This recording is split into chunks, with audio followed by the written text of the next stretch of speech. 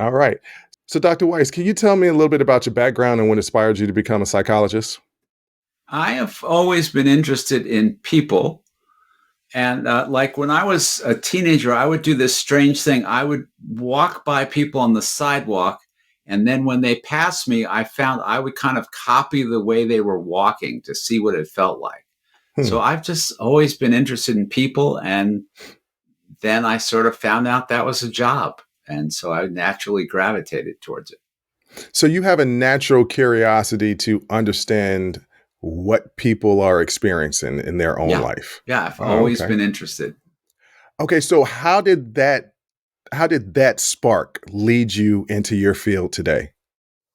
Well, for example, the last book I wrote is about men and men's fears of women. And that came about because I was working with a lot of men and I was listening to them talk, and they talked all the time about the things they didn't like about their partners. And it would be Hmm. a litany of complaints about, and most of them were things their wives or girlfriends were unhappy with them about. She wants me to do this. She doesn't like this. And so I would sort of naively ask, because therapists ask questions like this, I would say things like, well, have you talked to her about that? Because that's the kind Hmm. of question therapists ask. And they would look at me like I just asked the stupidest question in the world. Like, of course not. Like, it's obvious I haven't talked to her about it. And I'd say, why not? And they'd say, Hmm. because it would make things much worse if I talked to her about it. And gradually it became clear to me that they didn't talk to her about it because they were afraid to talk to her about it. Hmm. And so I started checking that out with them. You understand, I'm sure you understand, that you don't casually suggest to a man that he's afraid of a woman, at least not within swinging distance, right? Right. This is correct. So I started very carefully suggesting to guys that it kind of sounds like you're afraid to talk to her.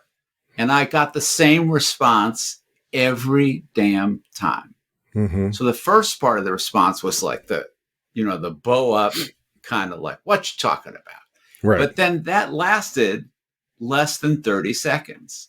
Hmm. And that very quickly was followed by kind of like a look of realization would come over their face. And they would look at me and they'd go, huh, that would explain a lot.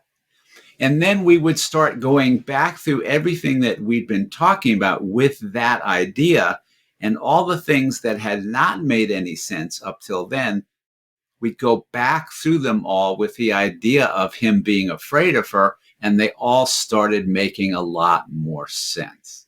So it's like we found the key, and everything started making a lot more sense.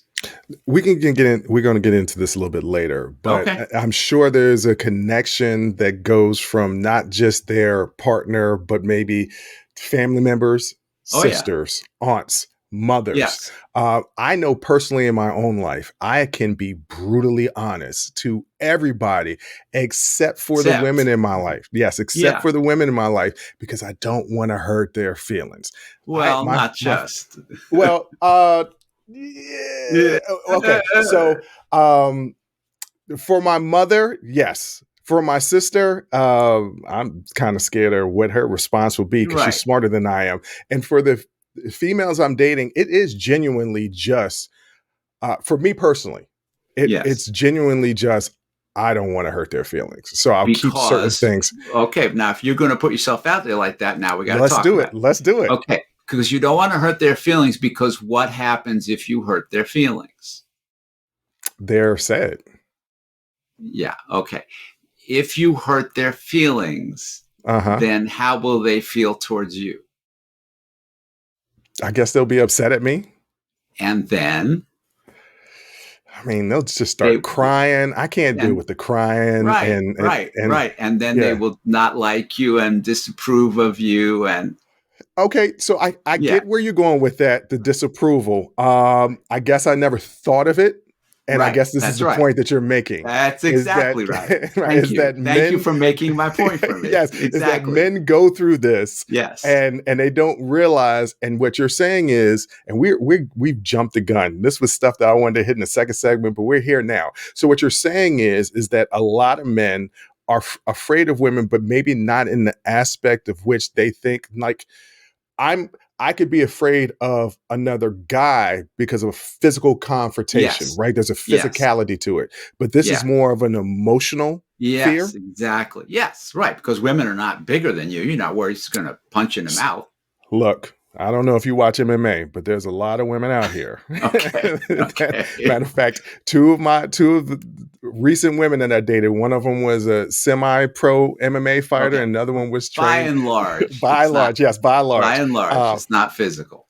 If you like that clip, go ahead and hit that like button. Don't forget to subscribe to catch up on all of our latest content. Don't forget to hit the notification button when you do subscribe so you can get updated every time we release content. We release content every day, whether it's an actual show or clips from the shows. So go ahead and subscribe, like, comment. Also, don't forget our Patreon page where you can find our Talking Straight-ish and After Hours Uncensored episodes. That's patreon.com/unsolicited perspectives. But once again, thank you again for listening to Unsolicited Perspectives. I'm your host, Bruce Anthony, and I'm going to catch you next time. I'll holla.